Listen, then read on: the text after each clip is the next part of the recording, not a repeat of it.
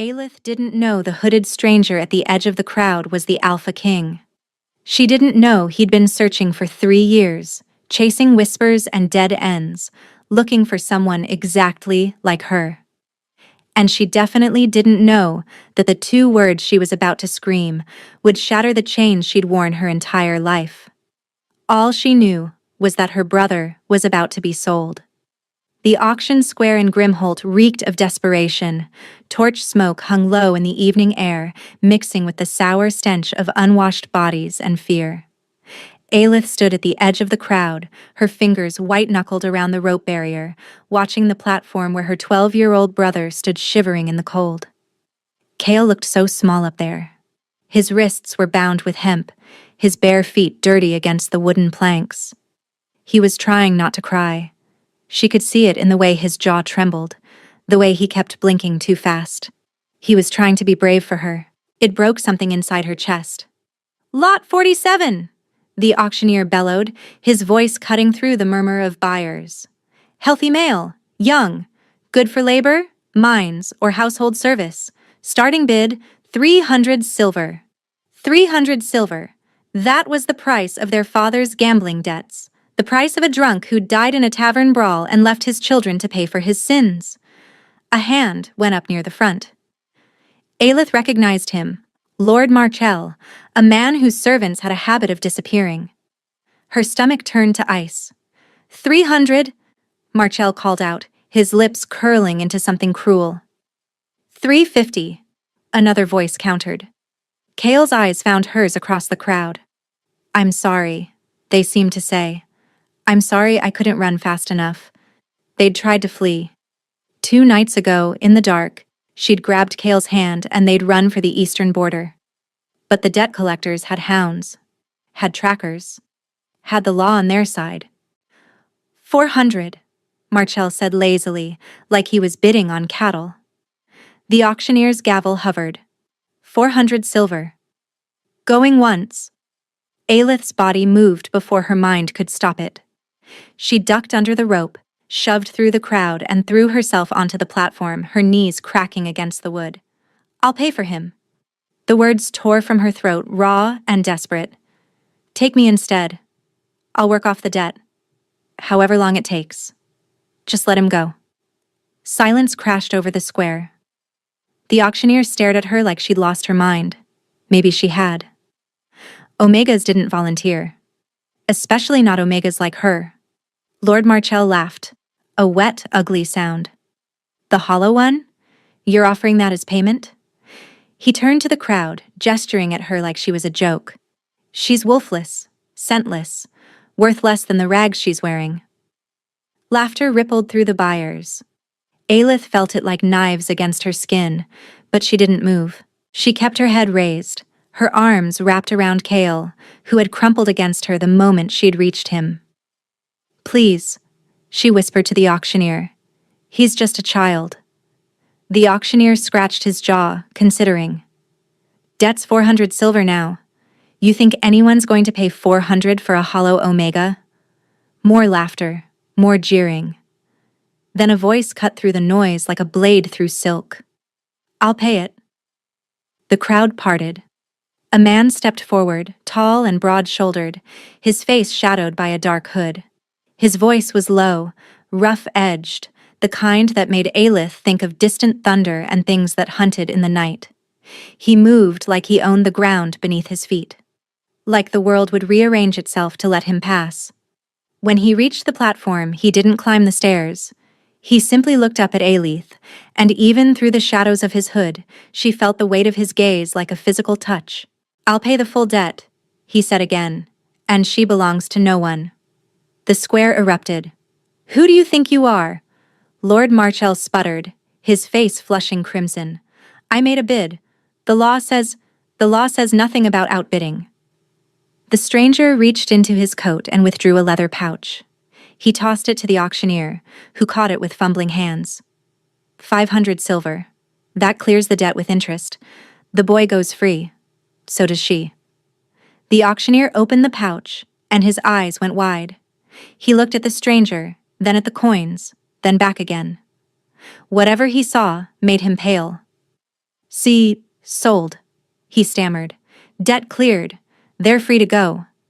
Marshall surged forward. This is outrageous. I demand to know who. The stranger turned his head slightly, just enough for torchlight to catch the edge of his jaw, the glint of something metallic at his collar. Marshall froze mid-step, his face draining of color. My apologies, Marshall breathed, backing away. I didn't realize. Leave. One word. Marshall fled like the hounds of hell were at his heels. Aelith's pulse kicked hard against her ribs. She pulled Cale closer, shielding him with her body, watching the stranger with wary eyes.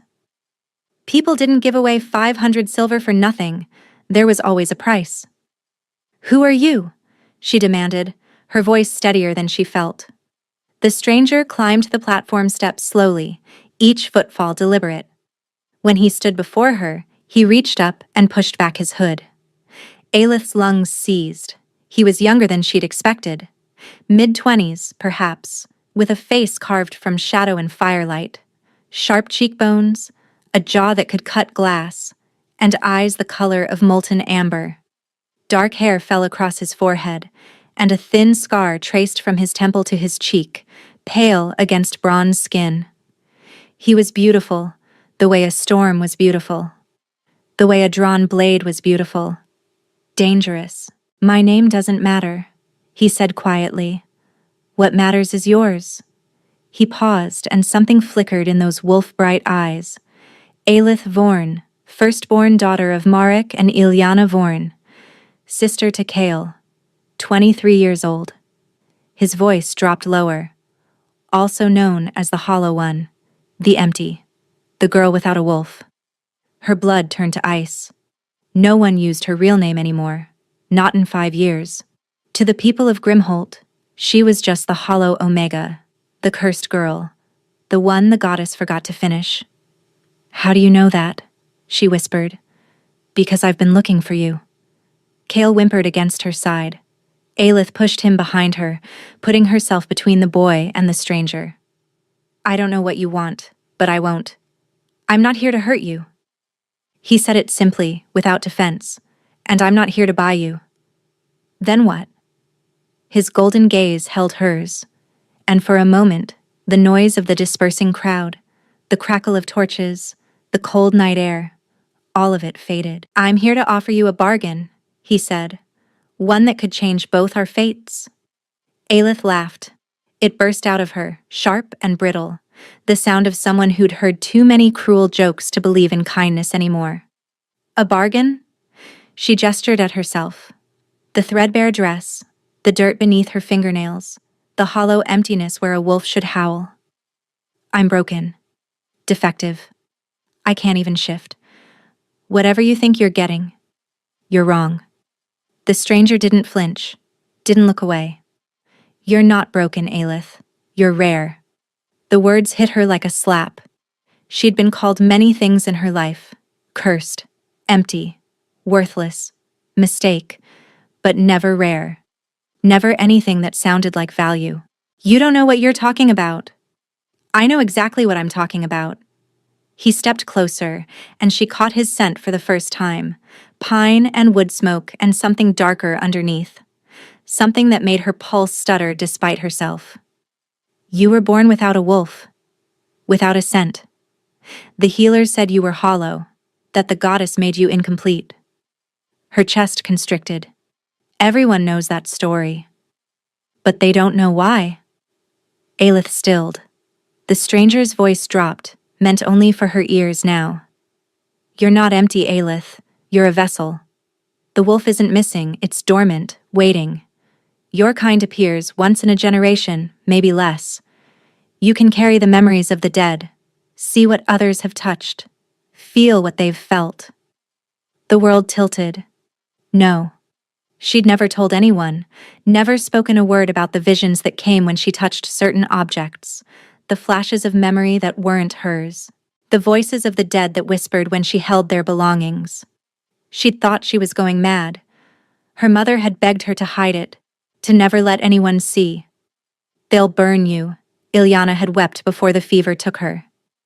They'll call you witch, and burn you like they burned my mother." "I don't know what you're talking about," Aelith said, but her words faltered. "Yes, you do." His molten stare was too knowing, too certain. "You've been hiding it your whole life, pretending the visions aren't real, telling yourself you're imagining things. Stop. Your mother had the gift too. So did your grandmother. It runs in your bloodline, skips generations, manifests only in those born without the wolf." I said stop. Kale tugged at her hand, frightened. Aelith was shaking now, her carefully constructed walls crumbling around her. "How?" she breathed. "How do you know any of this?" The stranger reached into his coat and withdrew something small. A ring, simple silver, worn with age, engraved with symbols she didn't recognize. "Because your grandmother left this behind when she served my grandfather," he said quietly. "And because 3 years ago, someone took my sister. Vanished without a trace. Every tracker, every hound, every seer I've consulted has failed to find her." He pressed the ring into Aelith's palm. The moment metal touched skin, her vision exploded. A girl screaming, iron chains, a stone room with no windows, a man's voice. "The king will never find her here." Aelith gasped, dropping the ring, stumbling backward. The stranger caught her elbow, steadying her, his grip firm but gentle. "What did you see?" His voice was urgent now, raw with something she recognized. Desperation. Hope. Grief. "That's exactly why I need you," he said, "to find my sister before it's too late." Aelith's mind raced. The vision still burned behind her eyes. Chains, stone walls, a girl's scream echoing in darkness. "Your sister," she said slowly, her voice hoarse. "She's alive, but she's somewhere cold. Underground, maybe." The stranger's composure cracked. Just for a moment she saw it, the raw hope beneath the iron control, the desperation he'd been carrying for 3 years. "You saw her." "I saw fragments. A room. Chains." Aelith swallowed hard. A man's voice saying you'd never find her. His teeth clenched visibly. "Then you understand why I need you." Kale pressed closer to her side, trembling. Aelith looked down at her brother, 12 years old, too thin, too frightened, and then back at the stranger who'd just paid 500 silver for their freedom. "What exactly are you proposing?" "Come with me. 7 days." He held up a hand before she could protest. "Your brother comes too. He'll be safe, educated, fed. I swear it on my blood." "And me? What happens to me during these 7 days?" "You use your gift. I have objects. Things my sister touched. Things her captors left behind. You read them. Tell me what you see. Help me piece together where they've taken her." Aelith's laugh was hollow. "You make it sound simple. Like I can just turn it on and off. I know it's not simple. I know it costs you." His voice softened unexpectedly. "I've studied the vessels for years. I know it drains you. Leaves you weak. Sometimes sick. I won't push you beyond what you can bear." The fact that he knew, that he understood, made something in her chest ache. "And after 7 days? You're free. Both of you. I'll give you enough gold to start over anywhere you choose. New names, new papers, a new life far from anyone who ever called you hollow." Freedom. The word tasted foreign on her tongue. She'd never been free. First her father's debts, then the shame of her condition, then the debt collectors. She'd spent her entire life belonging to someone else's cruelty. "Why should I trust you?" she asked quietly. "I don't even know your name." Something flickered in his expression. He reached up and pulled aside his collar, revealing a mark burned into the skin above his collarbone, a crown wrapped in thorns. The royal brand. The mark of the Alpha bloodline. Aelith's knees nearly buckled.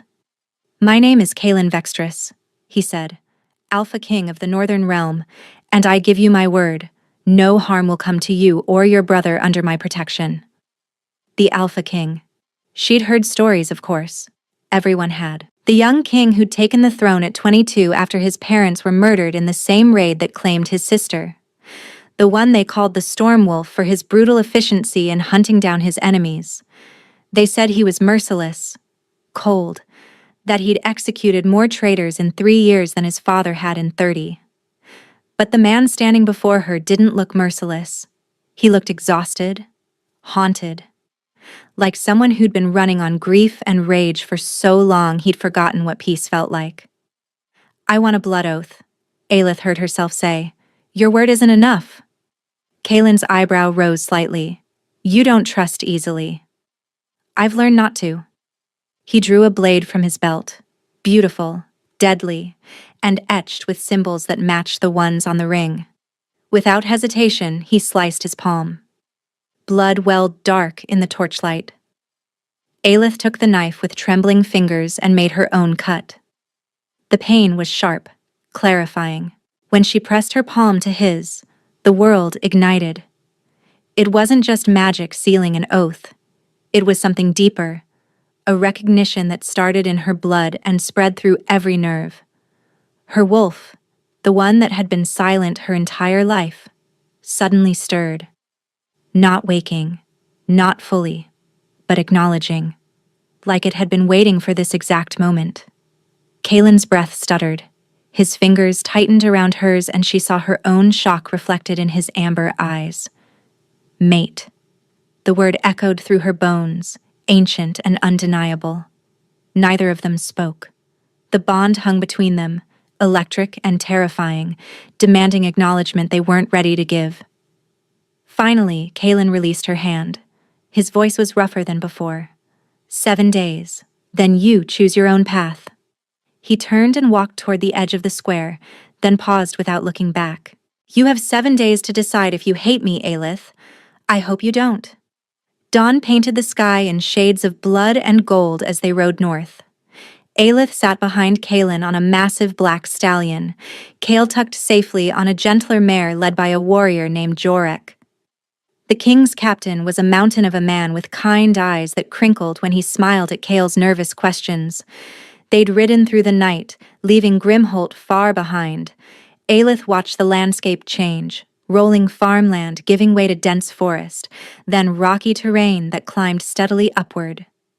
The air grew colder, sharper, carrying the scent of pine and coming snow. She tried not to think about the warmth of Kaelin's back against her chest.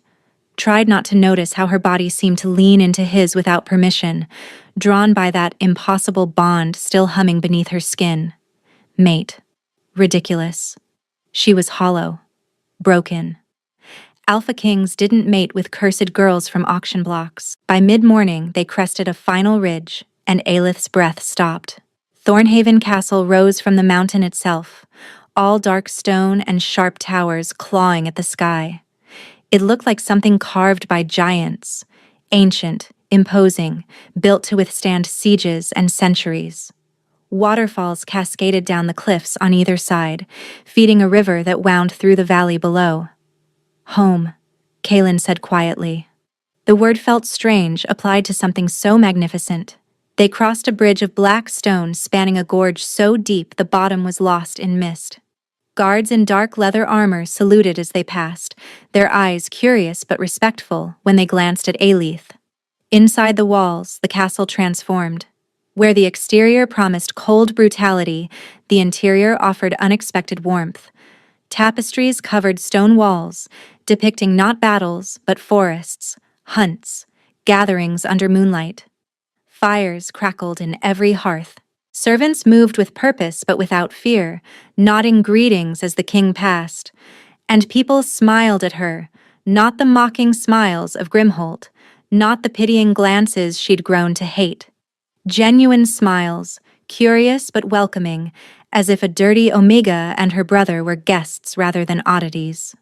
A woman with silver-streaked hair approached, her face kind. Your Majesty, shall I show your guests to their quarters? Please, Marin. See that they have everything they need. Kaelin turned to Aelith. Rest today. We'll begin tomorrow. He walked away before she could respond, his shoulders rigid, putting distance between them like proximity was physically painful. Marin led them through winding corridors to a suite of rooms larger than Aelith's entire childhood home.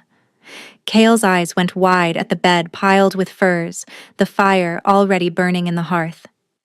"Is this real?" he whispered. Aelith wished she could answer.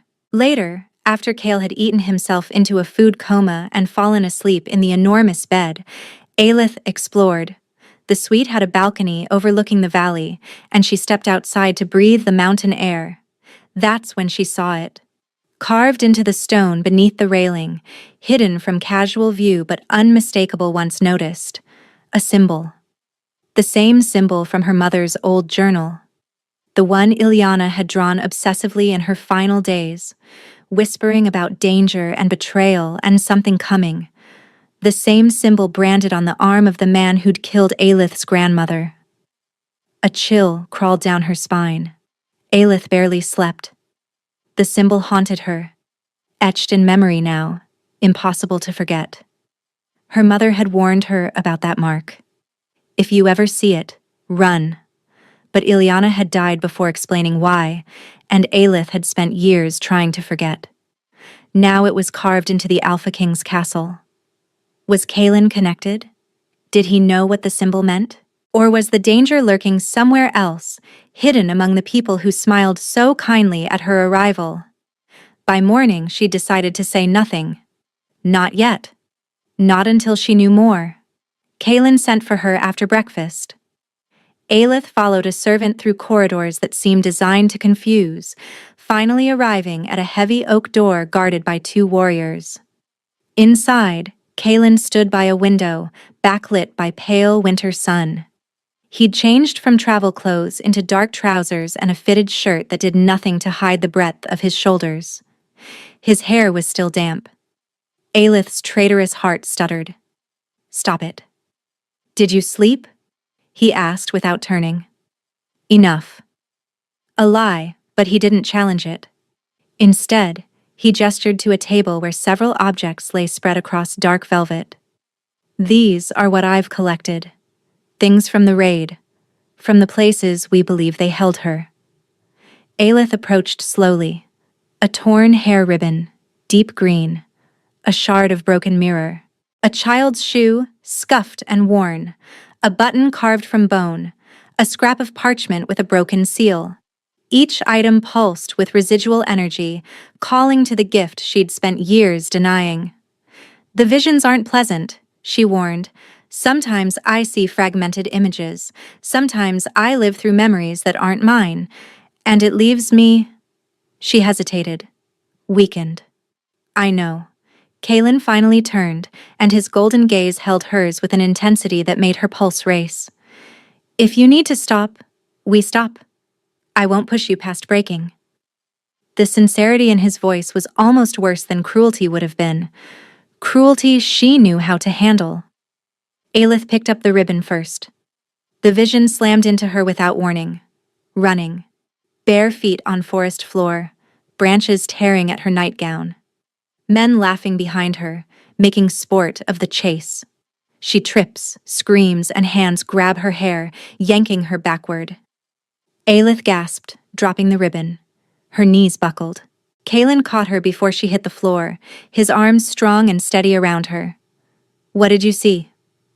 "Forest. Night." Her voice shook. She was running. They were hunting her for sport. A muscle flexed in his jaw, but he said nothing. Just helped her to a chair, pressed a cup of water into her hands, and waited. When her breathing steadied, she reached for the mirror shard. Cold. So cold. Stone walls weeping moisture. She traces a finger through the grime, drawing shapes to pass the time. A door opens. Lord Varric wants her moved. A woman's voice, cultured but cruel. "The king's getting too close." "Lord Varric." Aelith surfaced from the vision, her tongue thick. She was moved on his orders. The king was getting too close, so they relocated her. Kaelin went very still. "You're certain of that name?" "I heard it clearly. Lord Varric." Something dark passed across his face. Varric is my uncle, my father's younger brother. He's been my closest advisor since I took the throne. The words hung in the air like poison. Aelith reached for the bone button next, needing to know more. A study lined with books, maps spread across a desk. Lord Varric, she recognized him from the servants' whispers, silver-haired, dignified, speaking to a man in a traveling cloak. The girl is insurance. As long as we have her, Kaelin stays distracted. The man frowns. And when he stops searching? Varric's smile is cold. Then we produce her ourselves, play the hero, marry her to my son, bind our bloodline to the throne permanently. Before we continue, please take 2 seconds to like this video. Aelith dropped the button like it burned. Her stomach heaved. Aelith. Kaelin was beside her instantly, his hand cupping her elbow. Talk to me. Your uncle. The words scraped her throat. He orchestrated everything, the raid, your sister's capture. He's been hiding her for 3 years, waiting for the right moment to... She couldn't finish. Kaelin's expression shuddered into something terrible. A cold, calculating fury that reminded her why they called him the Storm Wolf. To what? To produce her himself. Claim he rescued her. Marry her to his son and control the throne through bloodright. The silence that followed was absolute. Aelith watched Kaelin process the betrayal.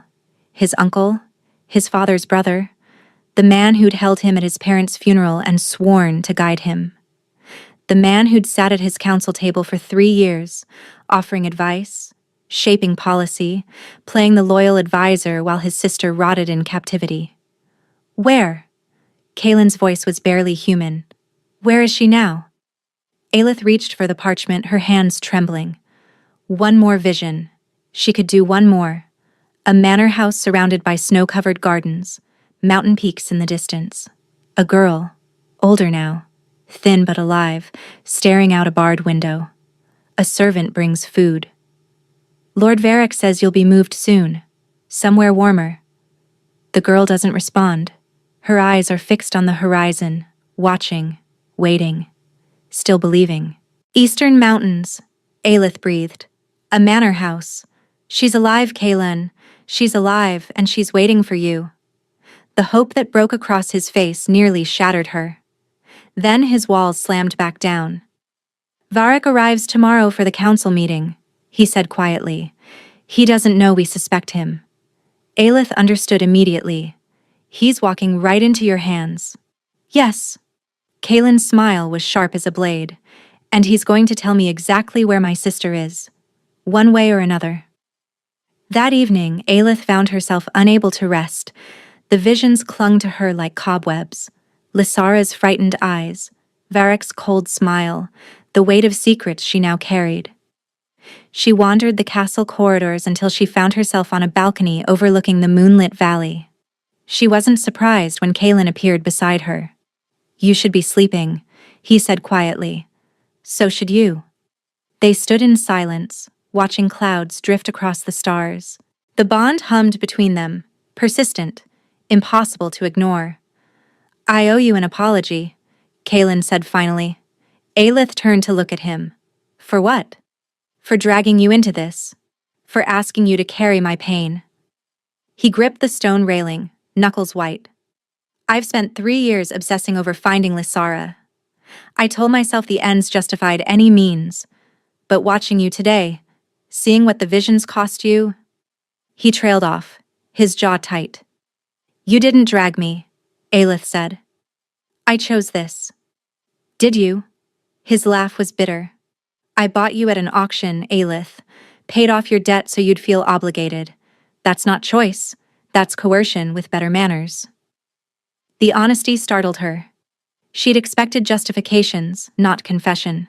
You also freed my brother, she said slowly. Gave us rooms instead of cells. Asked instead of ordered. She paused. You could have forced me to use my gift. Could have threatened Kael to ensure my cooperation. You didn't. I would never... I know. The words surprised her, but they were true. I know you wouldn't. Kaelin turned to face her fully, and the moonlight caught the exhaustion in his features, the grief he carried like armor. "My parents died protecting Lysara," he said quietly. "The raiders came for her specifically. My father fought them at the nursery door. My mother threw herself over Lysara's bed." His words caught in his throat. "They found my parents' bodies, but Lysara was gone, vanished, and I've spent every day since wondering if I could have saved them, if I'd been faster, stronger." "You were 22, old enough to fight, old enough to die with them." His eyes met hers, and she saw the boy beneath the king, broken, guilty, and still bleeding from wounds that refused to heal. "Instead, I survived. And I've been trying to earn that survival ever since." Aelith's chest ached.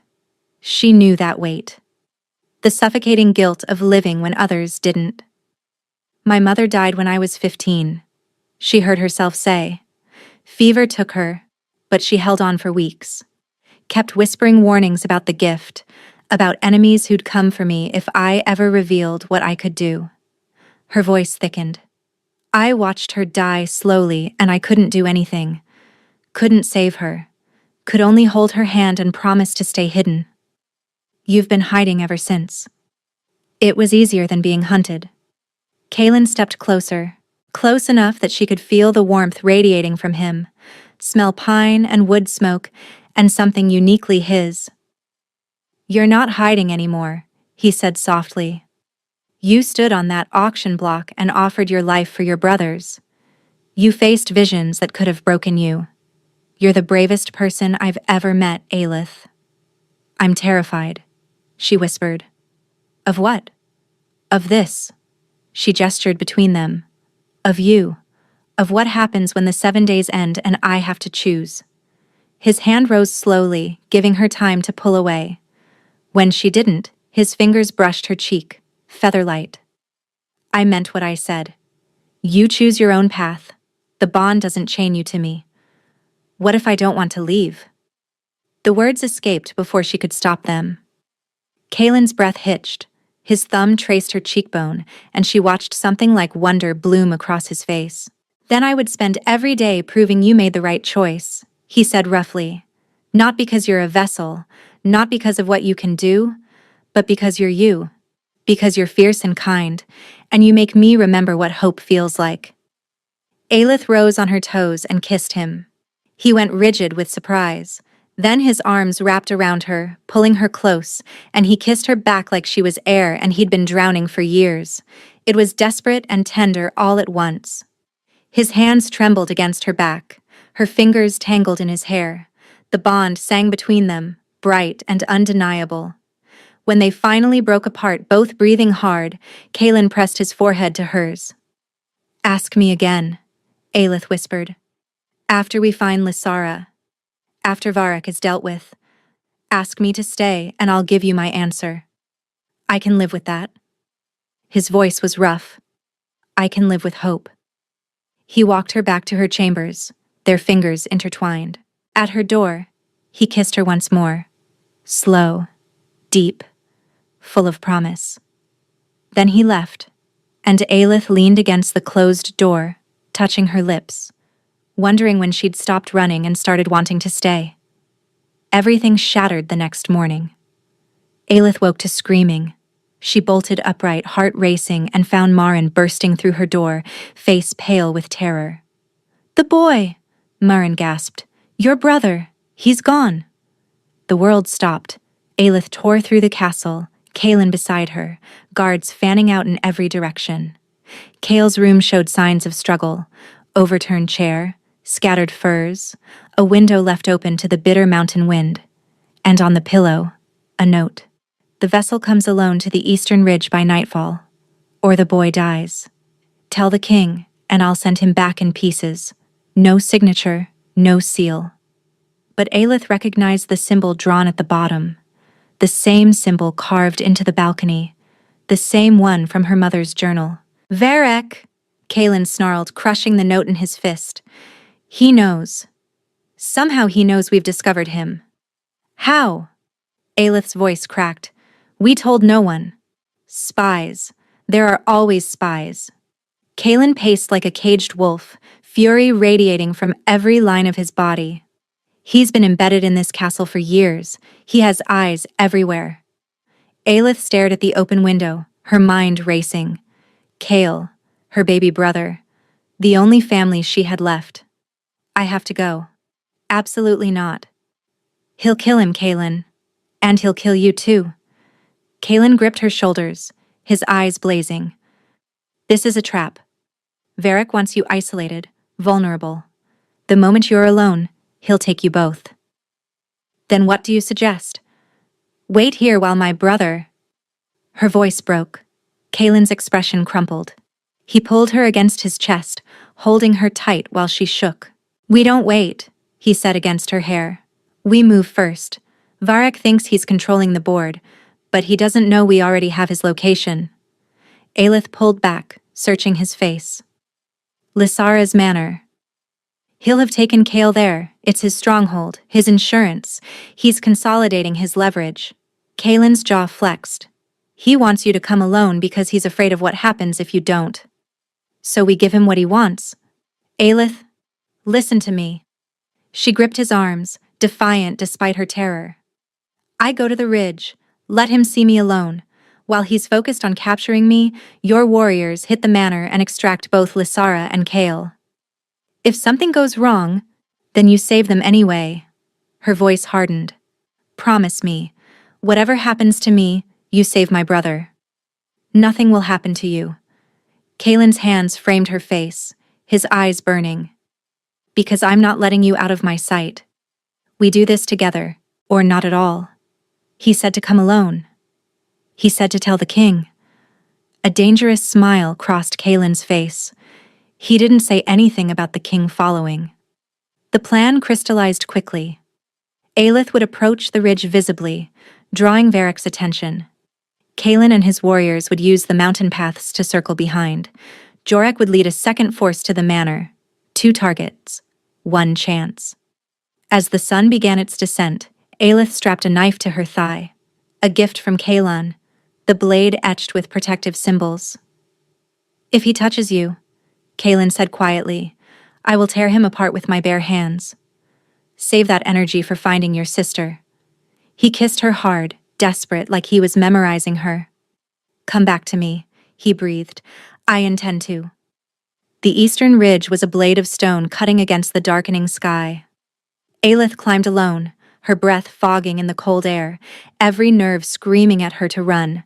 The wind bit through her cloak, carrying the scent of snow and something else, something rotten beneath the surface. She felt Kaelin's presence somewhere in the shadows behind her. The bond pulsed steady, reassuring. I'm here. I'm close. The ridge opened onto a flat expanse where Varric waited. He looked exactly as the vision had shown. Silver-haired, dignified, wearing authority like a second skin. 2 guards flanked him. A third held Kael, knife pressed to the boy's throat. Kael! Aelith lunged forward, but one of the guards blocked her path. Ah! The vessel. Varric's smile was polished, cold. How delightful to finally meet you. I've been watching your bloodline for decades, you know. Your grandmother was uncooperative. Your mother fled before I could collect her. But you. His eyes gleamed. You walked right into my hands. Let my brother go. In time. First, we need to discuss your future. Varric stepped closer, examining her like livestock. You're going to help me find certain things. Read certain objects. There are secrets buried in this kingdom that even the king doesn't know. Treasures, weapons, leverage enough to reshape the realm. I'll die before I help you. No, you won't. Because if you do, the boy dies. And then, my men visit the castle and collect everyone you've grown fond of. Varric's smile sharpened. I've been playing this game since before you were born, girl. Did you really think I wouldn't have contingencies? Aelith's blood rushed in her ears. She needed to stall, needed to give Kaelin time. Your nephew trusted you, she said. He looked up to you. My nephew is a naive child playing at being king. Varric's voice dripped contempt. His father was weak. His mother was weaker. And Kaelin? He laughed, so desperate to find his precious sister that he never stopped to look at who was standing beside him. You're wrong about him. Am I? He's standing right behind you. Varric spun. Too late. Kaelin emerged from the shadows like a storm made flesh, warriors materializing from every direction. Steel sang in the darkness. Varric's guards fell before they could raise their weapons, but the man holding Kael pressed the knife harder, drawing blood. One more step, he snarled, and the boy. An arrow whistled through the air and took him through the eye. Jorek stepped from the tree line, bow still raised and face grim. Kael collapsed into Aelith's arms, sobbing. Varric stood alone now, surrounded by wolves. It's over, Uncle. Kaelin's voice carried no emotion, no mercy. Tell me where Lysara is, and your death will be quick. Varric laughed, a brittle, desperate sound. You think this ends with me? I have allies, contingencies. Even now, my men are moving your sister somewhere. You'll never. No, they're not. A new voice rang across the ridge. Everyone turned. A young woman stood at the edge of the clearing, flanked by Jorek's warriors. She was thin, pale, wrapped in a borrowed cloak far too large for her frame. But her eyes, amber, like Kaelin's, burned with fierce triumph. Lysara. Kaelin's voice broke. Hello, brother? Her smile was sharp as a blade. Sorry I'm late. Had to deal with some guards first. Aelith watched understanding dawn across Varric's face. Then horror. That's impossible, he breathed. You were secured. Chained. I've been chained for 3 years. Lysara walked forward, each step deliberate. 3 years of watching, listening, learning. I know the name of every guard you assigned to me. Know their routines, their weaknesses, their fears. Her voice hardened. I know which servants could be bribed, which walls were weakest, which nights the patrols were thin. She stopped directly in front of Varric. You kept me alive because you needed leverage, but you made a mistake. Her smile was terrible. You underestimated how much I am my brother's sister. You couldn't have escaped alone. I didn't. Lysara glanced at Jorek. Your men reached the manor an hour ago. My guards were already unconscious. Turns out 3 years is enough time to make friends with the right servants. She'd been preparing, waiting, not helplessly enduring, but building toward her own liberation. Aelith felt tears burning her eyes. You were never broken, she whispered. Lysara looked at her, really looked, and something passed between them. Recognition. Understanding. Neither were you, Vessel. Kaelin moved then, crossing the space between them in 3 strides, pulling his sister into his arms. He held her like she might disappear, his shoulders shaking with silent sobs. I'm sorry, he choked. I'm so sorry it took so long. You came. Lysara's voice broke on the words. That's all that matters. You never stopped looking. They clung to each other in the moonlight, 2 siblings reunited after 3 years of hell. Aelith watched with Kael pressed against her side, her heart full to bursting.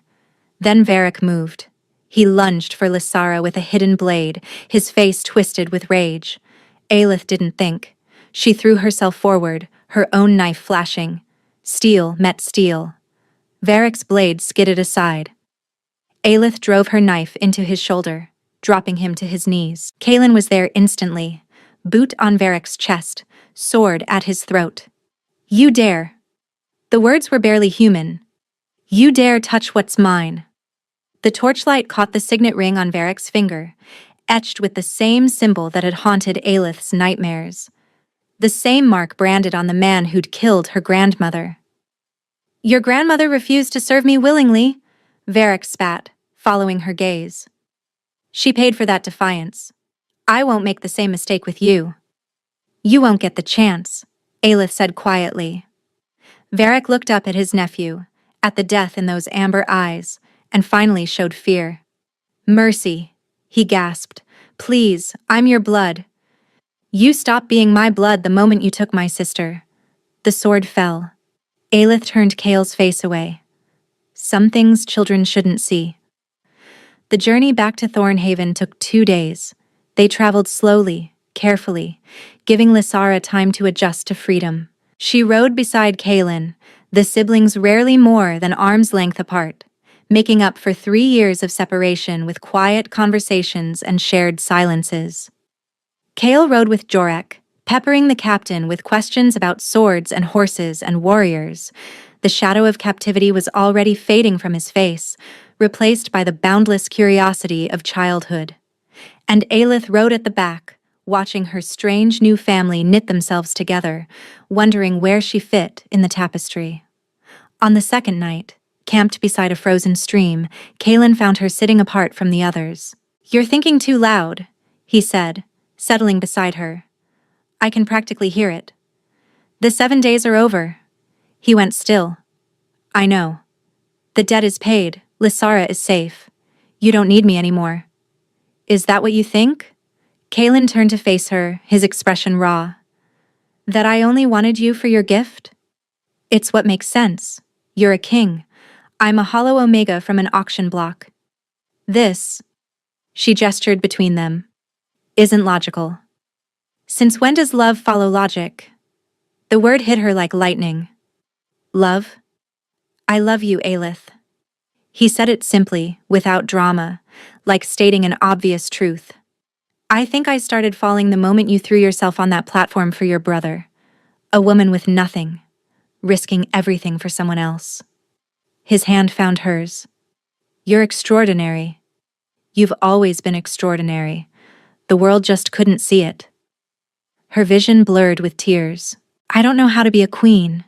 "Neither do I. I barely know how to be a king." His smile was crooked, vulnerable. "But I'd rather figure it out together than spend the rest of my life wondering what we could have been. Lysara needs you. Your kingdom needs you. I'd just be my partner, my equal, the person I want beside me through everything." He squeezed her hand. "Lysara already adores you. She told me you're the first person who looked at her like a survivor instead of a victim." Aelith thought about running. It was what she knew, what she was good at. But she was so tired of running. "I'm still afraid," she admitted. "So am I." Kaelin lifted her hand and pressed his lips to her knuckles. "We'll be afraid together." Aelith looked at him. This fierce, broken, beautiful man who'd seen her at her lowest and called her extraordinary, who'd freed her brother without condition, who kissed her like she was precious and looked at her like she hung the stars. "Yes," she said. His breath caught. "Yes? Ask me properly." Hope blazed across his face. He shifted to one knee, still holding her hand, and the firelight caught the amber of his eyes. "Aelith Vorn, will you stay? Not for 7 days, not for duty, but for always. Will you be my mate, my partner, my queen?" "Yes." The word came easier this time. To all of it. Yes. He surged up and kissed her, joy breaking across his features like sunrise after endless night. They were both laughing and crying, holding each other in the cold mountain air. From across the camp, Lysara's voice drifted over. "Finally. I was worried I'd have to intervene." Kael's response was immediate. "Does this mean I get to live in a castle forever?" "Yes," Kaelin called back, still holding Aelith. "It means exactly that." Aelith buried her face in his chest, feeling his heartbeat steady against her cheek, feeling the bond between them settle into something permanent and sure. She'd walked onto that auction block expecting to lose everything. Instead, she'd found home. The bonding ceremony was held under the winter moon, with the entire kingdom gathered to witness. Aelith wore deep blue velvet embroidered with silver stars. Lysara had helped choose the gown, insisting her future sister deserved something extraordinary. Kael stood beside them, scrubbed clean and beaming, appointed official ring-bearer with tremendous solemnity. When Aelith walked through the great hall toward Kaelan, the crowd parted like water. She saw faces that had once looked at her with pity or contempt. Nobles, warriors, servants, now bowing in respect. The hollow one, the empty. The girl, the goddess, forgot to finish, now walking toward a throne. Kaelin waited at the altar, dressed in formal black, his wolf-bright eyes never leaving her face. When she reached him, he took her hands, and she felt the bond pulse between them, no longer frightening, but familiar, cherished.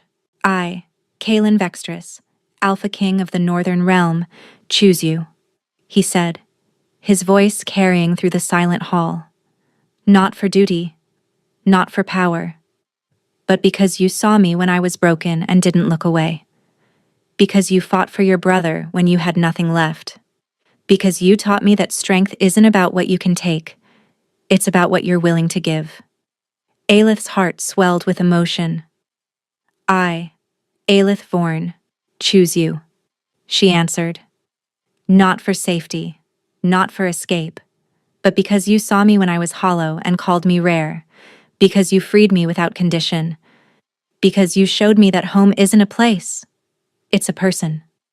The ceremonial knife passed between them, 2 shallow cuts, 2 palms pressed together, blood and magic sealing what words had promised. The bond snapped fully into place, not a chain, never a chain, a bridge. The hall erupted in cheers. Later, much later, they escaped to their chambers. The celebrations continued below, but they'd earned this. A few hours of quiet, of just being together. Kaelin traced lazy patterns on her shoulder as they lay tangled in furs, moonlight silvering the room. Tell me something, he murmured. Something I don't know. Aelith smiled against his chest.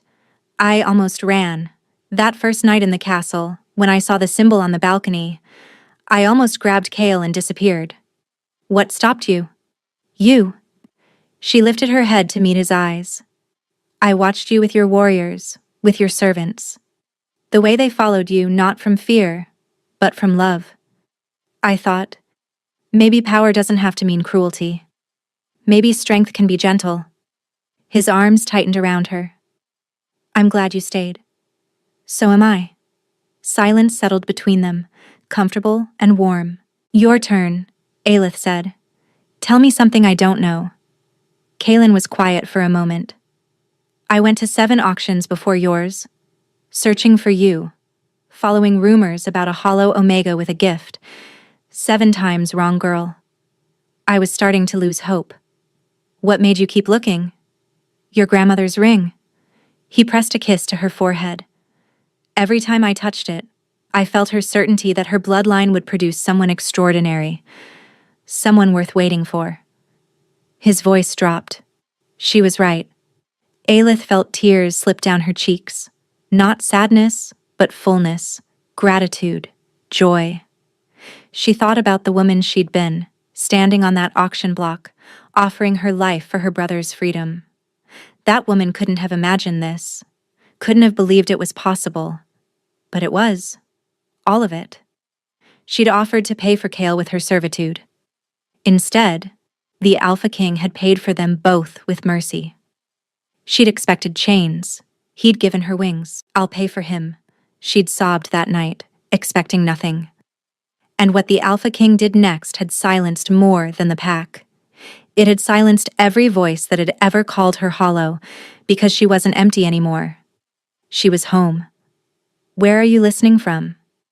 Drop a comment below. I love hearing from you. And if you enjoyed this story, please subscribe. It's free, and it helps more people discover these tales.